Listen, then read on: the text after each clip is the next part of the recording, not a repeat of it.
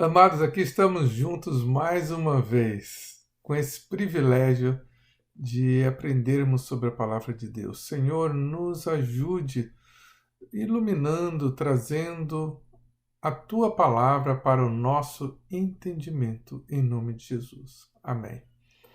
Vamos estar lendo João capítulo 5, versículos 39 e 40. Examinai as Escrituras, porque vós julgais ter nelas a vida eterna, e são elas mesmas que testificam de mim. Contudo, não quereis vir a mim para terdes vida. A tradução desta passagem gera o seguinte dilema. As segundas pessoas do plural, do presente, do indicativo e do imperativo são idênticas em grego. Portanto, o original, que é ereunate, pode ser traduzido por examinais ou examinai. Quando traduzimos para examinar, significa que os judeus já haviam examinado, que eles examinavam as escrituras, ou seja, eles conheciam o que tinha nelas, ou estudado sobre as escrituras. Sendo assim, eles poderiam comprovar nelas que Cristo era o Messias, o Filho de Deus. Se traduzirmos como examinar, Cristo estaria dando uma ordem para lermos as Escrituras, para irmos estudar as Escrituras e então encontrar Ele.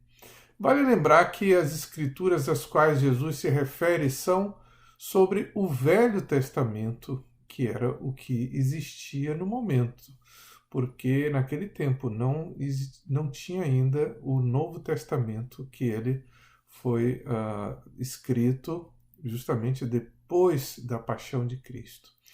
Alguns anos, inclusive, depois. Levou ainda 30, 40 anos depois da morte de Jesus para que começassem a ser escritas as primeiras cartas de Paulo e os evangelhos também. E nesse ponto eu gostaria de compartilhar o comentário de João Calvino sobre esse mesmo texto. Examinais as Escrituras. Dizemos que a declaração que Cristo fez anteriormente, que ele tem o Pai como testemunha no céu, refere-se a Moisés e aos profetas. Agora segue uma explicação mais clara. Pois ele diz que esse testemunho pode ser encontrado nas Escrituras. Ele novamente os repreende por seu orgulho tolo, porque, embora conheçam que tinham vida nas Escrituras, eles não percebiam nada além da letra morta. Pois ele não os culpa absolutamente por buscarem vida nas Escrituras, uma vez que elas nos foram dadas para esse fim e uso, mas porque os judeus pensavam que as Escrituras lhes davam vida, enquanto eram amplamente opostas ao seu significado natural. E o que é pior, extinguiam a luz da vida que neles estava contida. Pois como a lei pode conceder vida sem Cristo, que é o único que pode lhes conceder?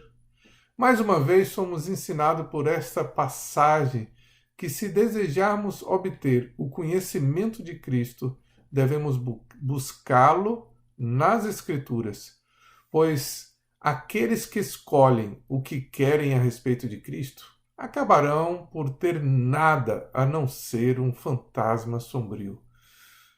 Primeiro, então, devemos acreditar que Cristo não pode ser adequadamente conhecido de nenhuma outra maneira, senão pelas Escrituras. E se for assim, segue-se que devemos ler as Escrituras com o objetivo expresso de encontrar Cristo nelas. Quem se afastar desse objeto, embora possa se cansar durante toda a vida em aprender, nunca alcançará o conhecimento da verdade. Pois que sabedoria podemos ter sem a sabedoria de Deus? Esse é o comentário de Calvino sobre este texto. A seguir, somos ordenados a buscar a Cristo nas Escrituras. Ele declara nessa passagem que nossos trabalhos não serão infrutíferos, pois o Pai testifica neles a respeito de seu Filho de tal maneira que ele o manifestará para nós, além de qualquer dúvida. Cristo nos ordena a procurar diligentemente esse tesouro escondido. Consequentemente, aprofunda a aversão a Cristo, que é acolhida pelos judeus, que tem a lei constantemente em suas mãos, deve ser imputada à sua indolência. Pois o brilho da glória de Deus brilha intensamente em Moisés, mas eles escolhem ter um véu para obscurecer esse brilho. Pelas Escrituras, e aqui se entende o Antigo Testamento, pois não foi no Evangelho que Cristo começou a se manifestar, mas tendo recebido testemunho da lei e dos profetas, ele foi exibido abertamente no Evangelho. Ou seja, o Novo Testamento é uma sequência do Antigo Testamento e vai culminar em Cristo. Vamos ler algumas profecias registradas no Velho Testamento que apontam para Jesus e nele se cumpriu. Nós temos o Salmo 2:7. Proclamarei o decreto do Senhor. Ele me disse: Tu és meu filho, e hoje te gerei. Essa promessa se cumpriu em Mateus 3,17, que está escrito assim: Então uma voz dos céus disse: Este é o meu filho amado, em quem me agrado. Nós podemos ver também Isaías 32, 3 e 4. Então os olhos dos que veem não mais estarão fechados, e os ouvidos dos que ouvem escutarão. A mente do precipitado saberá julgar, e a língua gaguejante falará com facilidade e clareza. Eita, que bênção, hein?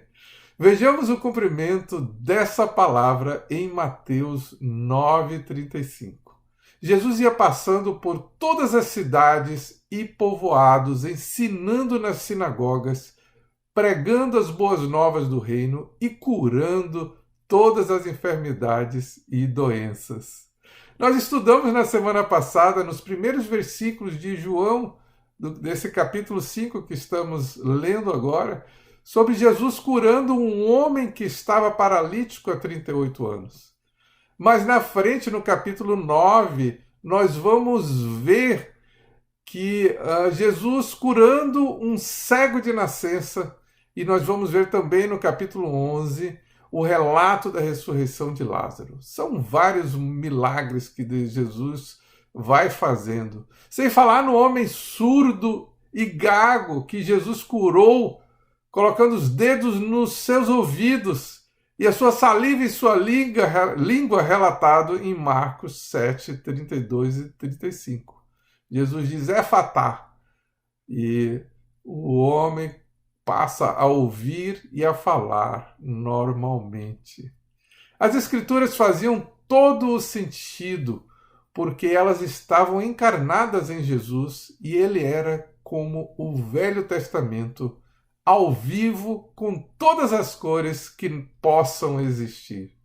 No Salmo 69, 9, encontramos o seguinte: Pois o zelo pela sua casa me consome, e os insultos daqueles que te insultam caem sobre mim.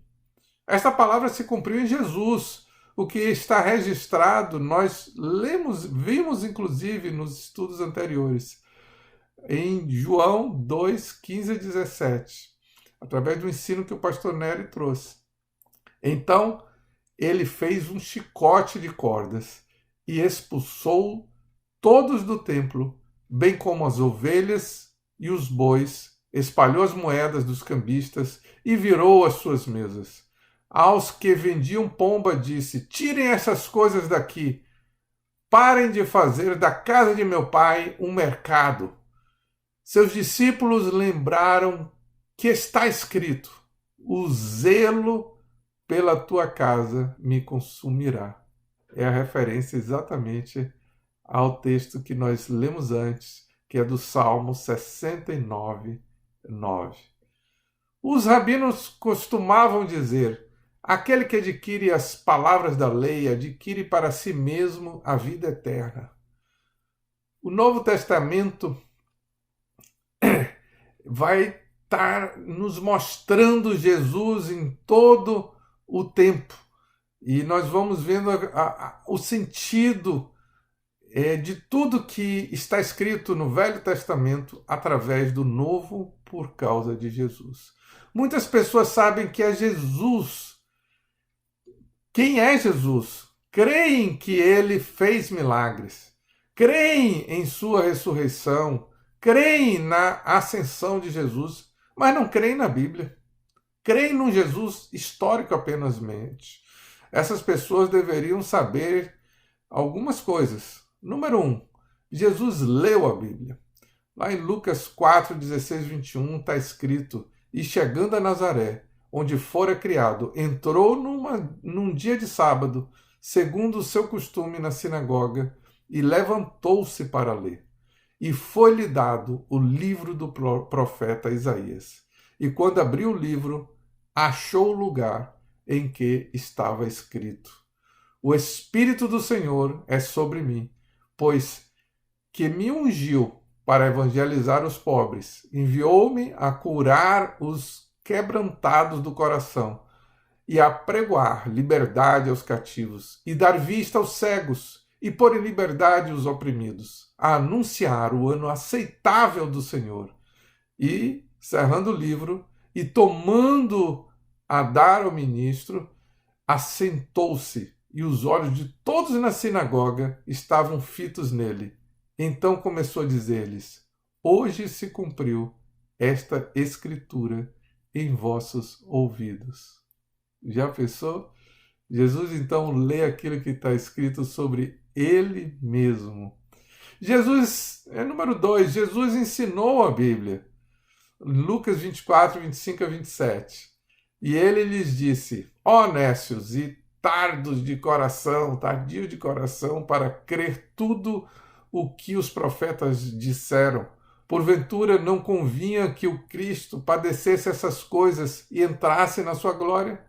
E começando por Moisés e por todos os profetas, explicava-lhe o que dele se achava em todas as Escrituras. Deu para entender? Jesus passou a explicar nas Escrituras, a mostrar ele no Velho Testamento. Número 3, Jesus cumpriu a Bíblia, Lucas 24, 44, e disse-lhes: são estas as palavras que vos disse, estando ainda convosco, que convinha que cumprisse tudo o que de mim estava escrito na lei de Moisés e nos profetas e nos salmos. A referência de Lucas, capítulo 24, verso 44, é muito importante, porque aí Jesus põe sua aprovação em todas as escrituras do Antigo Testamento. A Bíblia de seus dias, lei, profetas e salmos, eram as 3 divisões da Bíblia nos dias em que o Novo Testamento ainda estava sendo formado. Vamos ler o versículo seguinte, que é o 45. Então lhes abriu o entendimento para compreenderem as Escrituras. Nós vemos que não temos como compreender as Escrituras que falam sobre o próprio Jesus se não temos a sua ajuda. Alguém já disse que a Bíblia é o único livro onde só pode ser entendido com a presença do autor ao seu lado. Devemos nos lembrar disso quando estivermos lendo a Bíblia e humildemente orar para que Ele mesmo nos ajude abrindo o nosso entendimento. Quer ter um encontro com Jesus ainda hoje? Ore e leia a Bíblia, que Ele vai encontrar com você através das Escrituras. Que Deus o abençoe, em nome de Jesus. Amém?